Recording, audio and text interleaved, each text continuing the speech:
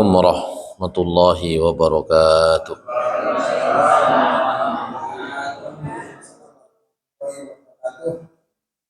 Alhamdulillah. Alhamdulillahilladzi arsala rasulahu bil huda wa dinil haqqi liyudhhirahu 'alad dini kullih. Wa kafa billahi shahida. Asyhadu an la ilaha illallah wahdahu la syarika lah. Wa asyhadu anna Muhammadan abduhu wa rasuluhu la nabiyya ba'dah. Allahumma salli wa sallim wa barik ala nabiyyina Muhammad wa ala alihi wa sahbihi wa mawalah. Rabbi shrah li sadri wa yassir li amri wahlul 'uqdatam min lisani yafqahu qawli. Rabbi zidni ilma warzuqni fahma birahmatika ya arhamar rahimin. Qala Allah ta'ala fi kitabihil karim, a'udzu billahi minasy syaithanir rajim. Bismillahirrahmanirrahim. Ya ayyuhalladzina amanu taqullaha wa qulu qawlan sadida. Yuslih lakum a'malakum wa yaghfir lakum dhunubakum. Wa man yuti'illaha wa rasulahu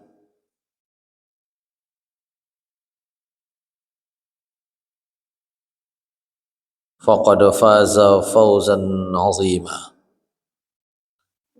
Shadaqallahul azim. Jamaah salat maghrib di Musholla Darussalam yang dimuliakan Allah Subhanahu wa taala. Pertama, marilah kita bersyukur kepada Allah Subhanahu wa taala atas karunia dan rahmat yang dilimpahkan oleh Allah Subhanahu wa taala kepada kita sekalian. Salawat dan salam mudah-mudahan senantiasa tercurah kepada Nabi kita Nabi Muhammad sallallahu alaihi wasallam, kepada keluarga beliau, para sahabat, orang-orang yang mengikuti jalan Rasulullah sallallahu alaihi wasallam hingga hari akhir nanti. Hadirin sekalian yang dimuliakan Allah Subhanahu wa taala,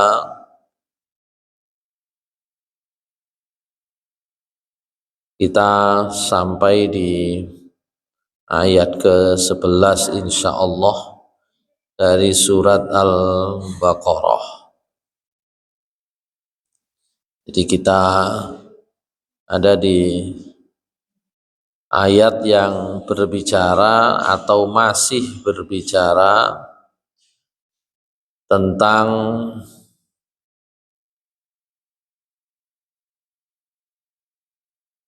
ciri-ciri orang munafik. Di ayat 11 Allah Subhanahu wa taala memberikan gambaran bahwa perilaku dan ucapan orang-orang munafik itu mudah ditandai.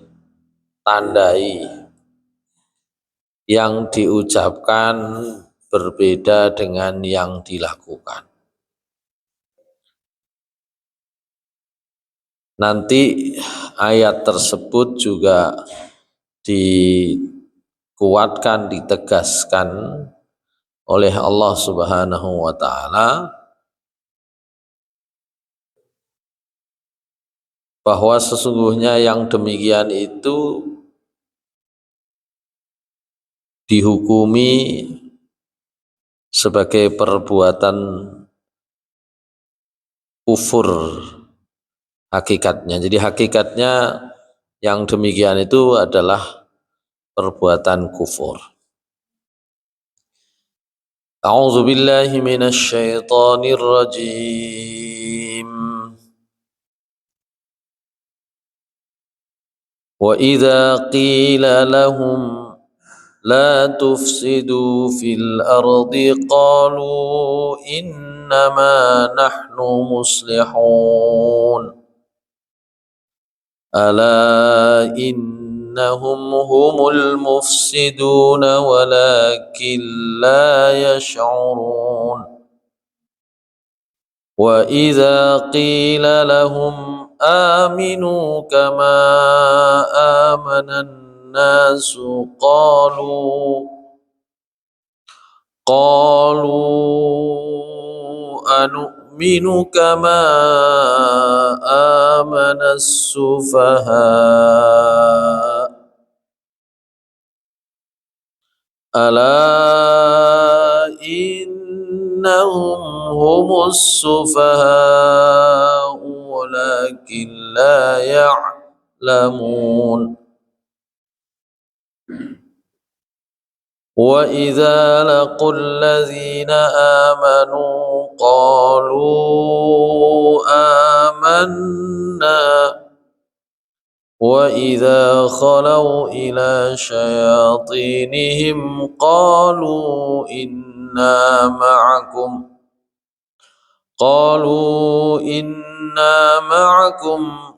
innama nahnu mustahzi'un. Allahu yastahzi'u bihim wa yamudduhum fi tughyanihim ya'mahun. Ulaika alladzina ishtaraw ad-dalalata bil huda fama rabihat tijaratuhum wa ma kanu muhtadin.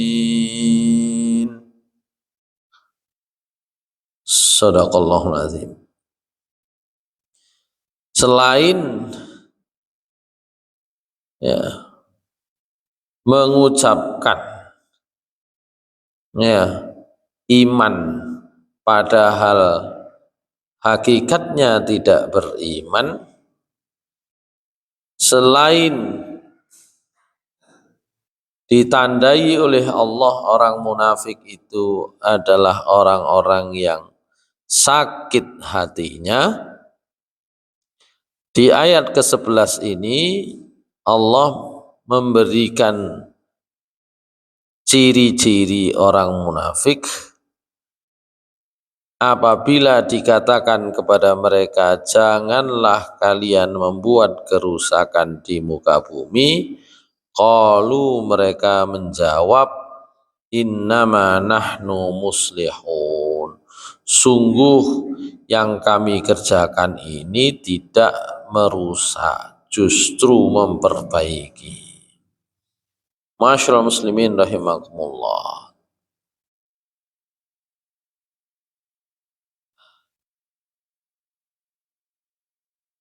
Ada fase di mana ada apa namanya? Ada tahapan di mana nilai kebenaran itu suatu saat justru akan diyakini sebagai kesalahan, kebatilan, atau sebaliknya yang batil itu kemudian dianggap sebagai sebuah kebenaran. Niku enten tahapane, mboten saged kok moro-moro. Tidak bisa kok kemudian tiba-tiba begitu, nggak bisa. Ya. Jadi kalau ada orang kok pikirannya terbalik itu harus ada ukurannya, dan itu yang harus disepakati. Ukurannya tentu saja adalah ketentuan Allah, karena pikiran manusia itu berubah-ubah dan antara satu orang dengan yang lain pasti berbeda-beda. Makanya kudu enter standar ya. Maka standar kebenaran itu biasanya kalau dalam kajian filsafat ya, standar bener niku ada yang paling rendah itu namanya common sense. Common sense itu ya pengetahuan orang banyak. Cari wong akeh bener niku bener. Tapi standar kebenaran begitu itu paling rendah. Karena apa? Karena tidak mungkin orang sedunia ini ya kemudian sepakat tentang kebenaran satu hal kecuali itu kebenaran yang awalnya berasal dari Allah. Nanti kebenaran dari Allah itu kebenaran yang paling tinggi.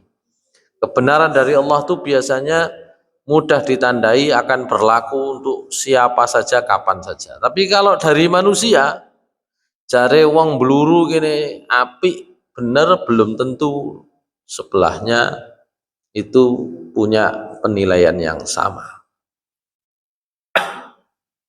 Itu namanya common sense. Yang kedua biasanya adalah kebenaran itu kebenaran logika rasional. Ya, kalau kita mengikuti ya ceramah di YouTube, ceramahnya Gus Bahak, kebenaran logika itu ya. Kalau contoh saya itu contohnya Gus Bahak, contoh saya itu ya 1+1=2 itu kebenaran logika. Biasanya Gus Bahak mencontohkan itu kebenaran agama itu ya seperti itu. Tapi sebelum bicara kebenaran agama, kebenaran dari Allah, mohon maaf, kebenaran yang sifatnya eksak, ya hitung-hitungannya pasti, itu kebenaran logika. Ya, 1+1=2, 2+2=4, 4+4=8 itu kebenaran logika. Tapi kebenaran logika seperti ini masih mungkin untuk berbeda. Ya, masih mungkin untuk berbeda. 3x4 niku nek musuh tukang foto niku siji. Bisa. Ya. Pinten telu ping 4 ya 3x4 ya 2.500 sekarang repot mungkin. Jadi begitu. Tapi yang dimaksud oleh misalnya Gus Bahak dalam kajiannya tentang hitungan yang pasti itu kebenaran agama itu ya seperti itu. Ya. Nah, yang ketiga levelnya itu kebenaran agama yang berasal dari Allah Subhanahu wa taala itu lebih pasti. Masyaallah muslimin rahimakumullah. Jadi kalau di ayat 11 ini disebut orang-orang munafik itu wa idza qila lahum la tufsidu fil ardi qalu innama nahnu muslihun, dan apabila dikatakan kepada mereka, apabila diperintahkan atau dilarang untuk mereka, janganlah kalian membuat kerusakan di muka bumi, qalu innama nahnu muslihun, mereka menjawab kami ini tidak merusak, kami justru memperbaiki. Hadirin sekalian yang dimiliki Allah Subhanahu wa taala.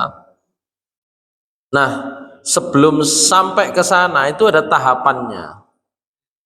Jadi berpikir terbalik itu ada tahapannya. Mengapa benar disebut salah, salah disebut benar? Yang pertama itu karena tidak ada iman. Asline niku mboten percaya. Nah, cuma karena orang lain di sekitarnya itu iman ya dia ikut, tapi aslinya niku mboten percaya. Asale itu ndugi mriku. Orang munafik itu hidup di tempat di mana apa yang kebenaran yang ada di lingkungannya dia itu hakikatnya nggak percaya. Itu ada di dalam surah Yunus 101 insyaallah ya. A'udzubillahi minasyaitonir rajim. Qul inzuru madza fis samawati wal ardi.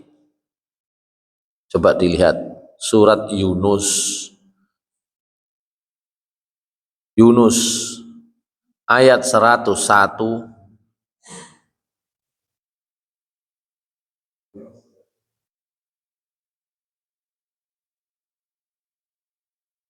Qul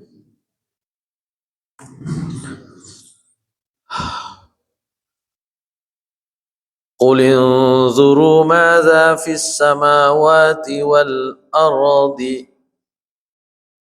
wa ma tughnil ayatu wan nuzuru an qaumin la yu'minun. Qul inzuru madza fis samawati wal ardi. Katakan Muhammad kepada orang-orang, unzuru, perhatikanlah oleh kalian, lihatlah oleh kalian, madza fis samawati wal ardi, apa saja ayat-ayat Allah yang ada di langit maupun di bumi. Supaya apa?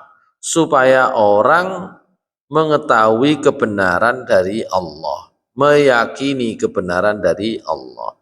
Wa ma tughnil ayatu wan nuzuru an qaumil la yu'minun.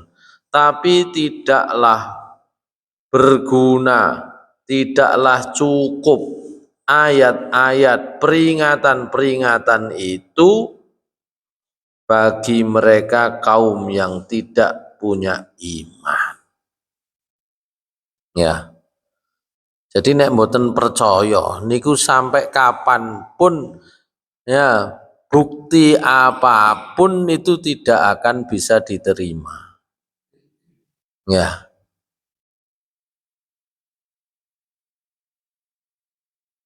Dalam kehidupan sehari-hari contoh seperti itu tuh banyak.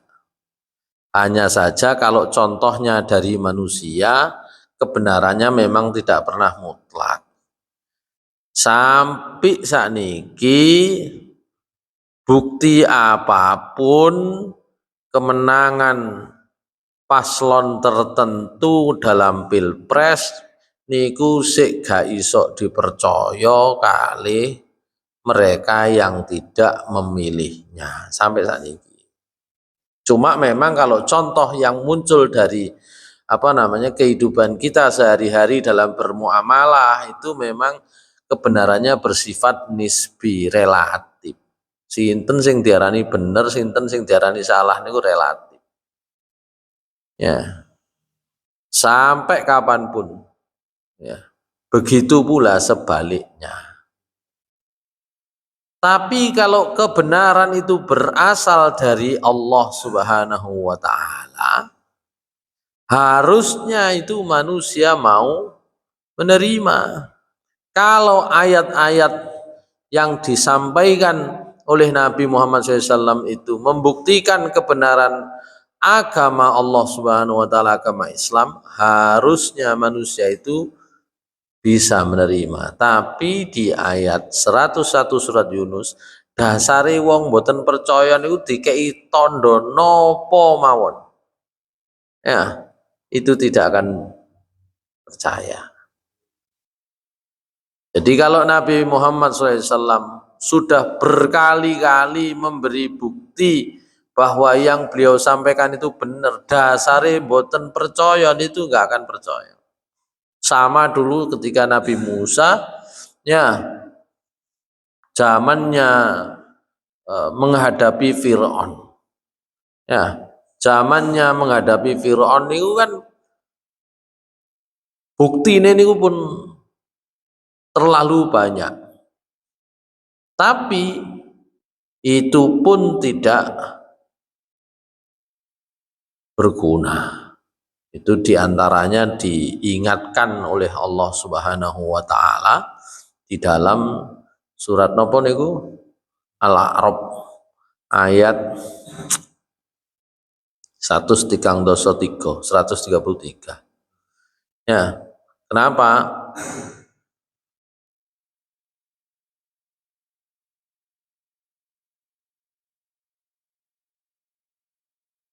Fir'aun, ya, dan bala tentaranya dan pendukung-pendukungnya itu sampai mengatakan waqalu mahma ta'tina bihi min ayatil litasharana biha fama nahnu laka bimu'minin.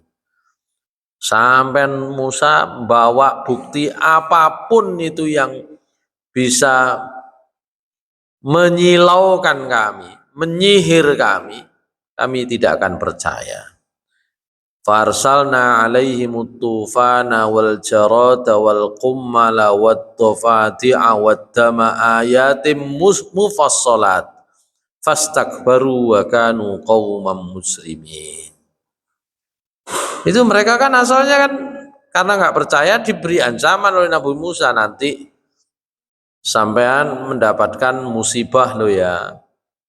Nggak percaya mereka.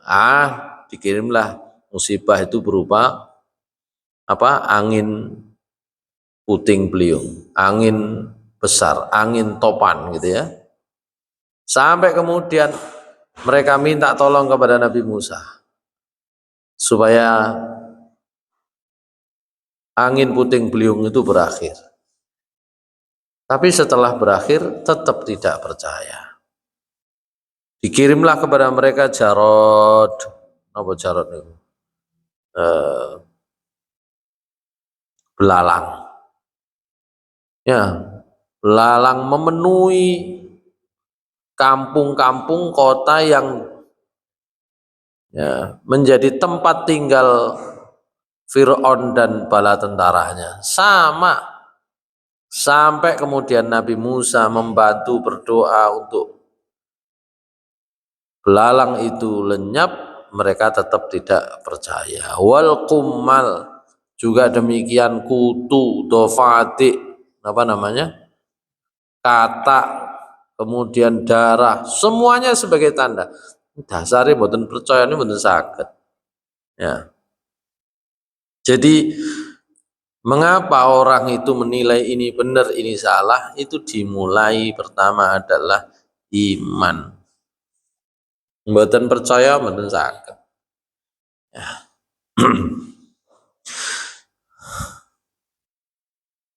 Pengobatan. Sami.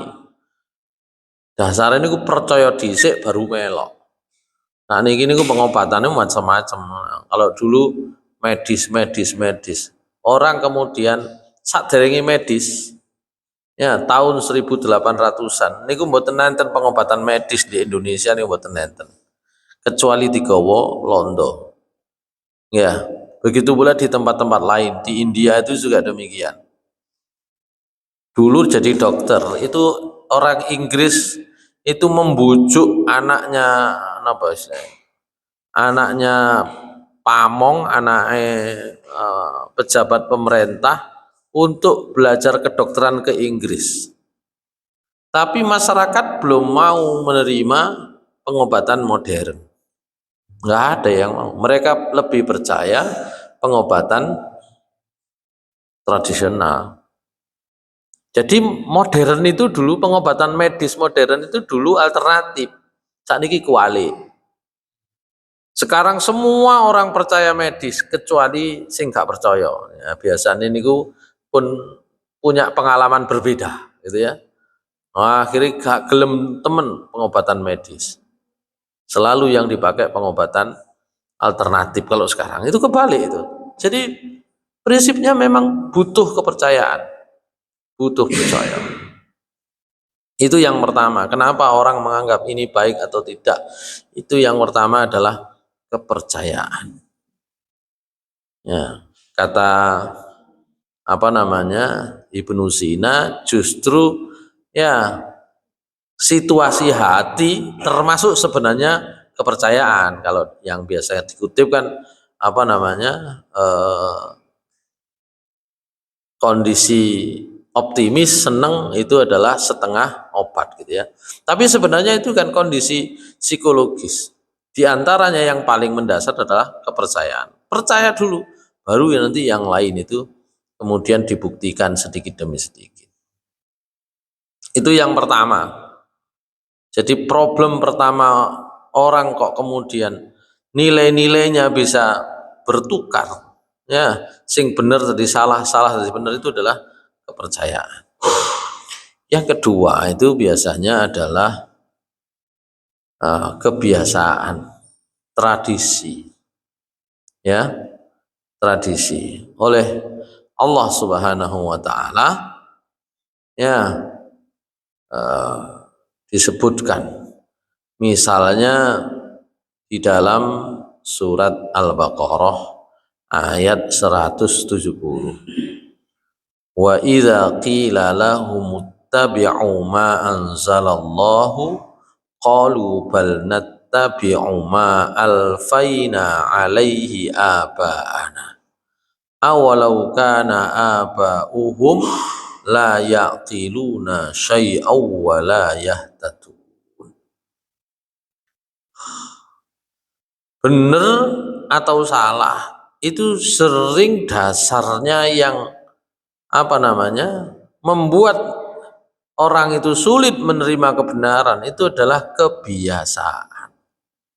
Orang itu kalau diajak ikutilah apa yang diturunkan oleh Allah Subhanahu wa taala, biasanya akan menjawab, nah pun biasanya ngeten, kit bien-bien ngeten. Ya, itu kalau bahasa sederhananya dari surat Al-Baqarah 170. Kita bisa lihat contoh di sekitar kita sama saja. Kulo nek teng kampus itu biasanya ini kan ada namanya peralatan safety, peralatan keselamatan dan keselamatan kerja.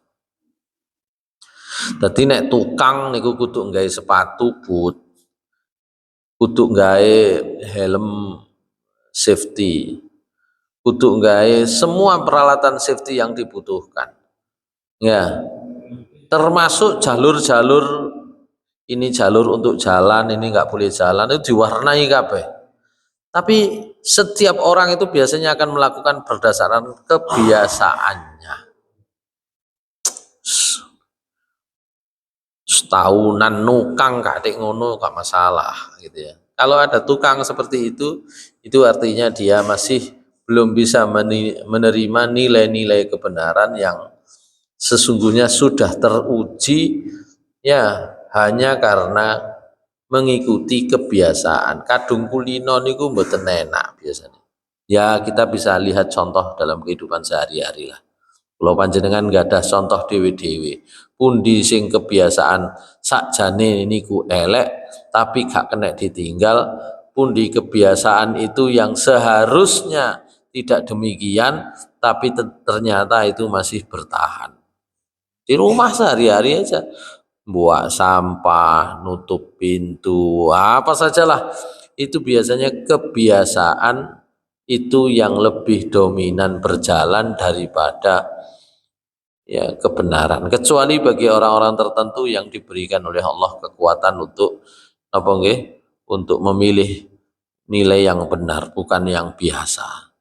Makanya ada ungkapan biasanya, biasakan yang benar, jangan benarkan kebiasaan. Biasakan yang benar, nah jangan benarkan yang biasa.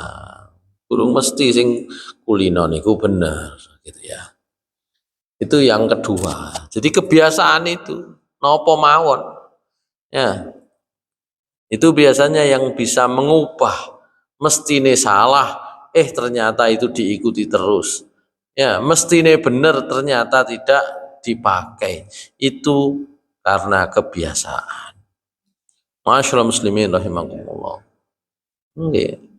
Wabel arek-arek nah. Ya, arek-arek 6 niku sepedaan nang kene gak nggawe helm, walah wis nang kene biasane katik gak apa-apa. Nah, begitu ya. Saya punya ini ya, temennya istri saya di perumahan sebelah itu ya, itu gitu ya, berhubung anak-anak bawa sepeda motor nggak pakai, ya nggak pakai helm, nggak pakai, terus bonceng temennya, itu dibonceng kejeglong niku roto meninggal sampai saiki tadi nggak bisa hilang traumanya itu Ya, nggak bisa hilang. Tapi nek dereng seperti itu biasa dealing nang gini wow. Biasanya kak opo-opo nang kini. Nah, gitu ya. Kalah dengan kebiasaan. Itu tradisi itu ya. Sulitnya untuk mengubah tradisi itu begitu. Tidak mudah memang. Berikutnya itu orang itu seperti yang tadi disebut juga di dalam surat apa wow Al-A'raf 133 itu karena sombong. Ya, kata Rasulullah SAW ketika ditanya sombong itu apa? Al-kibru batarul haq wa ghamtun nas. Ya. Itu apa namanya? Contoh pertamanya adalah iblis gitu ya. Rumongso. Ya. Apa nggak tahu iblis itu kalau yang merintah Allah? Tahu, tapi berhubung gini wow, rumongso luweh timbang Adam, maka kemudian kebenaran itu ditinggalkan. Kalau di ayat 133 surat Al-A'raf tadi itu, Fir'aun dan bala tentaranya itu dan pendukungnya itu fastakbaru, mereka itu sombong. Jadi nek wong gak iso nrimo kebenaran, itu biasanya nek mboten alasane wau napa gak percaya, yang kedua kebiasaannya begitu, yang ketiga adalah ya, polane sumbung, rumangsa luweh nah, dibanding yang menjadi contoh gitu ya. Itu diantara apa namanya tahap sebelum orang itu punya apa namanya punya sikap justru bertentangan dengan kebenaran sesungguhnya. Sing bener diarani salah, sing salah ini bener. Maka di dalam surat Al-Kahfi ya, dalam surah Al-Kahfi ayat 104 ya, Allah Subhanahu wa taala berfirman, alladzina dhalla sa'yuhum fil hayatid dunya wa hum yahsabuna annahum yuhsinuna sun'a. Ayat berikutnya, ulaika alladzina kafaru bi ayati rabbihim wa liqa'ihi fahabitat a'maluhum fala tuqimu lahum yaumal qiyamati wasna. Jadi Allah di ayat 103 memberikan informasi. Katakan Muhammad, gak kepingin tak diberitahukan kepada mereka orang yang paling rugi itu. Orang yang paling rugi adalah orang yang hidupnya, usahanya selama di dunia itu sebenarnya salah, sesat, tapi mereka menduga, mengira, meyakini bahwa mereka sudah berbuat yang benar. Niku rugi nih nemen. Kadung yakin sing bener iku ngene ternyata salah. Karena itu benar itu ukurannya nomor satu justru adalah Allah Subhanahu wa taala dan hukum-hukum yang diturunkannya. Karena mangkin niku kebenaran itu semua relatif. Jadi ini wong relatif gitu ya. Itu namanya pahamnya namanya relativisme. Sampai takon lari-lari nih. Tanya anak-anak itu di sekolah-sekolah itu. Kalau sudah bicara tentang kebenaran agama niku biasa nih ragu-ragu. Anak-anak itu sudah terracuni dengan pikiran-pikiran namanya relativisme. Sembarang serba relatif. Makanya kadang-kadang ada ungkapan sampean milih ndi pemimpin masih kapatik sholat tapi ini iso mimpin dibanding utawa amanah jadi ngono kan dibanding ya wonge sholat tapi korupsi. Ini itu contoh yang salah. Pertanyaan yang salah karena macam orang itu macam-macam. Pernah saya sampaikan macam orang itu kadang ada 4 kata Nabi SAW. Nah, ada 4 itu menunjukkan bahwa kebenaran itu dimensinya ya sesungguhnya terwakili dalam 4 kelompok orang itu. Enten sing napa? Muwassaun lahu fid dunya wa fil akhirah. Ana sing wong niku bener di dunia di akhirat sehingga hidupnya di dunia longgar, di akhirat longgar. Apa artinya? Bener itu dan konsekuensinya adalah kemudahan itu bisa di dunia dan di akhirat sekaligus dan itu ada contohnya. Lo sering maringi contoh ya kan, orang hidup longgar di dunia, longgar di akhirat. Berarti ning donya niku kuwabeh bener wis pinter, sugih, ganteng, ya anake pinter-pinter, nurut-nurut gitu kan. Tapi sekaligus longgar di akhirat berarti ya alamati masjid niku sih ngerti ngoten lho. Karena ada orang yang kedua itu kata Rasulullah SAW, muwassaun lahu fid dunya makturun alaihi fil akhirah. Enten sing ning donya iki enak ya, sugih mlaku-mlaku lunga nang dia iso, begitu kan? Diluk-diluk numpak pesawat, bentar-bentar keluar negeri tapi alamatnya masjid pinggir rumah ini mboten semerap gitu loh. Makturun alaihi fil akhirah. Gitu. Atau mungkin sebaliknya, orang Islam itu ada juga yang karena dalam kategori ini yang Islam itu paling tidak atau yang iman itu paling tidak ada di dua nomor 1, nomor 3. Yang nomor 3 itu makturun alaihi fid dunya muwassaun lahu fil akhirah. Nang dunya koyoke gak pati iso, uripe soro kan gitu ya. Katanya bayar SPP anake sik semoyo.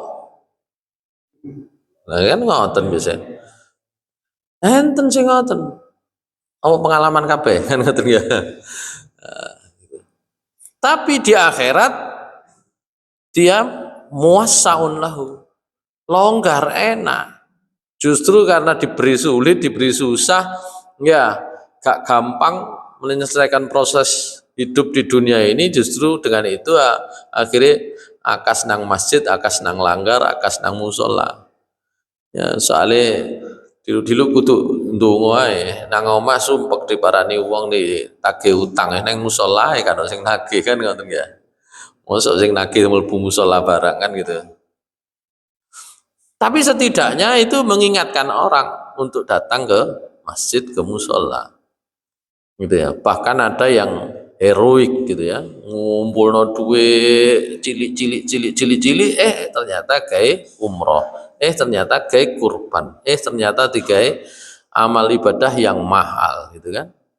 Padahal kayak kebutuhan sehari-hari belum tentu terpenuhi kan. Nah, yang susah itu kan ada yang syaqiyun fid dunya wa fil akhirah. Ya, ning dunya wis soro. Ya, Pak, monggo lang budal salat eman Dik. Bek ning kok ditunggu ana wong tuku kan repot ya.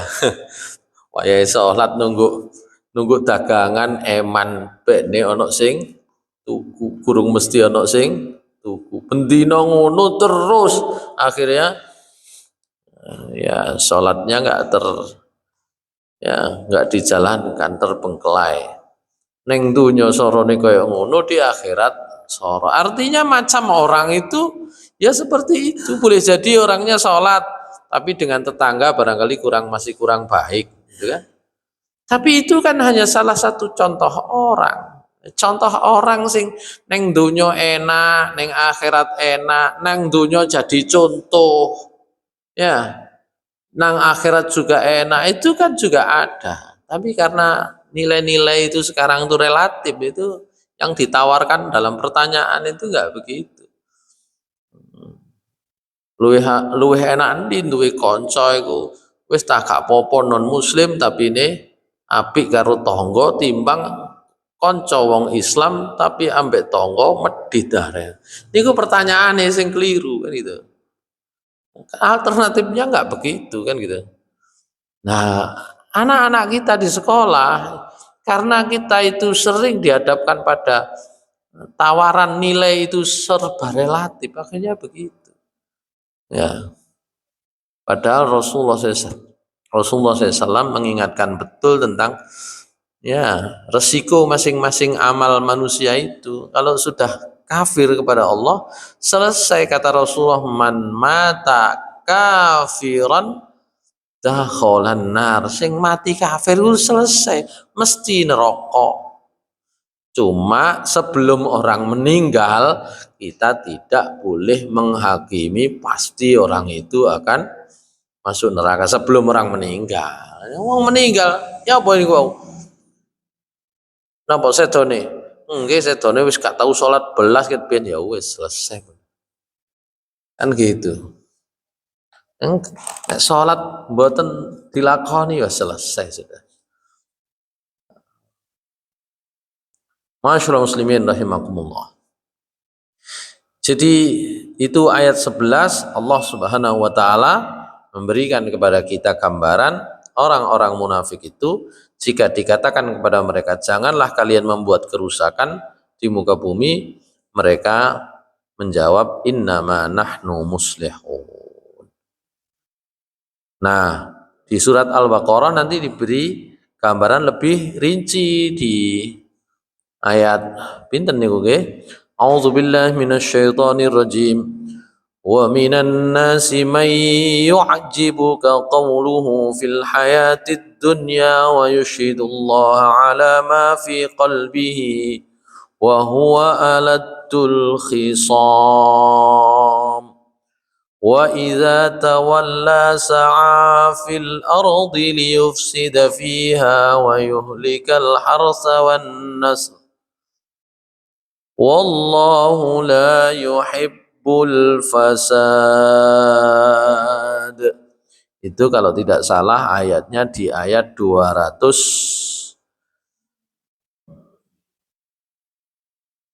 pinten? 204 205 leres. Di antara sebagian manusia mayyu'jibuka qawlu fil hayatid dunya. Ada orang yang ucapannya itu ketika di dunia itu ya menyihirmu, membuatmu kagum, membuatmu heran, membuatmu takjub. Bahkan wa yushhidullaha ala ma fi qalbihi wa huwa aladul khisam. Bila perlu ditambahi sumpah-sumpah nek sampean kepingin untuk diyakinkan. Tapi wa idza tawalla sa'a fil ardi liyufsida fiha wa yuhlikal hartha wan nasl wallahu la yuhibbul fasad. Tapi kalau tidak di depanmu ternyata yang dikerjakan adalah semua kerusakan, gitu ya. Masyaallah muslimin rahimakumullah. Itu ciri-ciri orang munafik. Mereka seakan-akan membuat kebaikan tapi sesungguhnya mereka melakukan kerusakan. Saya kira ini peringatan bagi kita supaya kita bisa menyesuaikan antara apa yang kita ucapkan dengan apa yang kita lakukan. Karena kita itu hidup nggih dugi pengalaman niku. Langsung dadi apik mboten saged, paling mboten nggih ditata mulai napa nggih penampilan.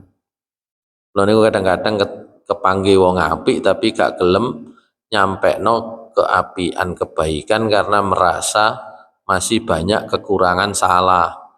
Kayak guru niku lho, utawa kayak pegawai niku.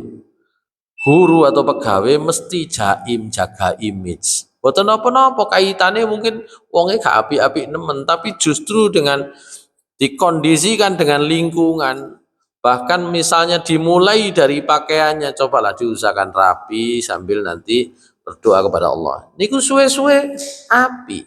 Napa kabeh guru niku apik dereng mesti. Tapi sekurang-kurangnya dengan pakaiannya, dengan apa yang melekat pada dirinya, atribut yang dipakai niku noto, ya noto supaya baik. Atau mungkin yang memang pekerjaannya lagi kados napa biasanya karyawane SPBU atau karyawane napa mat-mat niku lho kan ngoten nah. Sampai nek nang SPBU mulai dari kosong ya Pak, mulai dari nol ya Pak, ini kan.